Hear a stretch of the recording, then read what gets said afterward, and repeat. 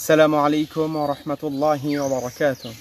الحمد لله رب العالمين والصلاة والسلام على النبي الأمين أما بعد. সুপ্রিয় দর্শক শ্রোতা, আজকে আমাদের যে বিষয়টি নিয়ে আমরা আলোকপাত করার ইচ্ছা পোষণ করছি সেটা হচ্ছে আদর্শ সমাজ গঠনে সিয়ামের ভূমিকা। শুরুতেই আমরা যে বিষয়টি আলোকপাত করতে চাই এটা হচ্ছে যে বলা হয় যে শিক্ষা জাতির মেরুদণ্ড। আসলে মৌলিকভাবে এই কথাটা কিন্তু ঠিক নয়, কারণ সুশিক্ষা অবশ্যই জাতির মেরুদণ্ড। কারণ শিক্ষা এবং সুশিক্ষা এর মধ্যে পার্থক্য রয়েছে। আমি একটা জিনিস শিখলাম, এটা খারাপ জিনিসও হতে পারে, কিন্তু সুশিক্ষা দ্বারা যেটা বোঝায় সেটা হচ্ছে একমাত্র ভালো কাজ। অনুরূপভাবে আগে যেটা বলা হতো যে পানিই হচ্ছে জীবন, কিন্তু বর্তমানে এই কথাগুলোর কিন্তু চেঞ্জ এসেছে, পরিবর্তন এসেছে। কারণ বিশুদ্ধ পানি হচ্ছে মানুষের জীবন বাঁচাতে পারে।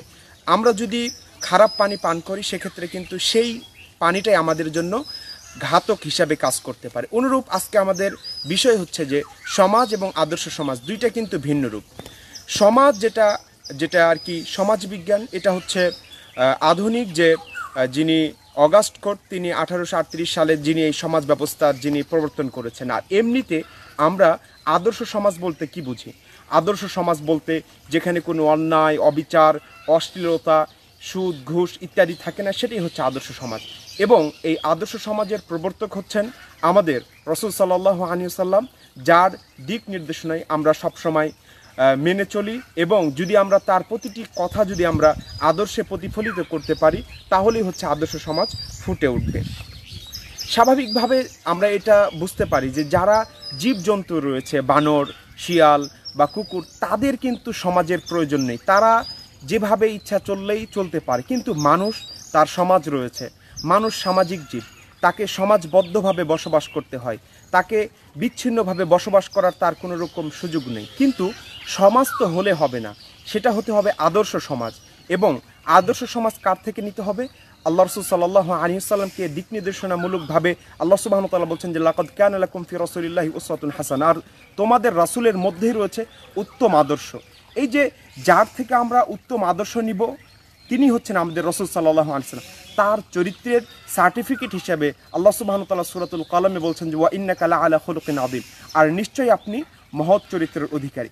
এই যে যার মাধ্যমে আমরা আদর্শ সমাজ গঠন করব, যার দিক নির্দেশনায় তিনি হচ্ছেন রাসূল সাল্লাল্লাহু আলাইহি ওয়াসাল্লাম। তো এখন আমরা যে বিষয়টি আমাদের মেন বিষয়, যে মানে আদর্শ সমাজ গঠনের সিয়ামের ভূমিকা। সিয়াম এটি আমাদেরকে আল্লাহ ভীরুতা, তাকওয়া ইত্যাদির শিক্ষা দেয়, কিভাবে আত্মসংযম তৈরি করতে হয়। এই যে একজন মানুষ আল্লাহ সুবহানাহু ওয়া তাআলার ভয়ে কিভাবে একেবারে সুবে সাদিক থেকে একেবারে সন্ধ্যা বা সূর্যাস্ত পর্যন্ত নিজেকে কিভাবে অশ্লীলতা থেকে, নিজেকে কিভাবে মানে একেবারে খারাপ কাজ থেকে নিজেকে বিরত থাকে, এই শিক্ষাটাই আমাদেরকে সাওম দিচ্ছে। এর যদি প্রতিফলন আমরা যদি সমাজের মধ্যে করতে পারি তাহলে কিন্তু আমরা একটা আদর্শ সমাজ গঠন করতে সক্ষম হব। তাছাড়া দেখেন যে মনে করেন আমরা যখনই ঘুষ, সুদ একেবারে ইত্যাদিতে আমরা জড়িয়ে পড়ি, ঠিক ওই সময় যদি আমাদের মাথাতে একটা জিনিস কাজ করে সেটা হচ্ছে তাকওয়া ভীতি। এরই উদ্দেশ্য কিন্তু সওম। আল্লাহ সুবহানাহু ওয়া তাআলা সূরাতুল বাকারার যে উল্লেখ করে বলছেন যে ইয়া আইয়ুহাল্লাযীনা আমানু কুতিবা আলাইকুমুস সিয়াম কামা কুতিবা আলাল লাযীনা মিন ক্বাবলিকুম লাআল্লাকুম তাত্তাকুন। সিয়ামের লক্ষ্য উদ্দেশ্য একটাই, সেটা হচ্ছে তোমরা যেন একেবারে আল্লাহ ভীতি অর্জন করতে পারো। হাদিসে রাসূল সাল্লাল্লাহু আলাইহি ওয়াসাল্লাম চমৎকারভাবে আরও বলেছেন যে তুমি যখন খারাপ কাজ করতেছো, এটা করতেছো, সেটা করছো, তোমার মাথাতে কিন্তু একটা জিনিসই রাখতে হবে, সেটা হচ্ছে যে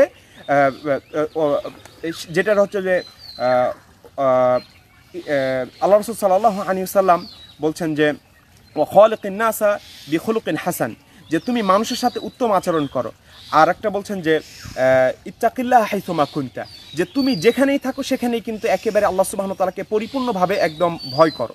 তাছাড়া আমরা যখনই কিন্তু আল্লাহ সুবহানাহু ওয়া তাআলাকে ভয় করব তখনই কিন্তু আমাদের যদি সেই পথটা কঠিনও হয় আল্লাহ সুবহানাহু ওয়া তাআলা কিন্তু একেবারে আমাদের জন্য সেই পথটাকে সুগম করে দেবেন। আল্লাহ সুবহানাহু ওয়া তাআলা সূরাতুত তালাকে বলছেন যে ওয়া মান ইয়াত্তাকিল্লাহ ইয়াজআল লাহু মাখরাজা, যে ব্যক্তি আল্লাহ সুবহানাহু ওয়া তাআলাকে ভয় করে তার জন্য আল্লাহ সুবহানাহু ওয়া তাআলা বহু পথ একেবারে সহজ করে দেবেন এবং তার জন্য বের করে দিবেন।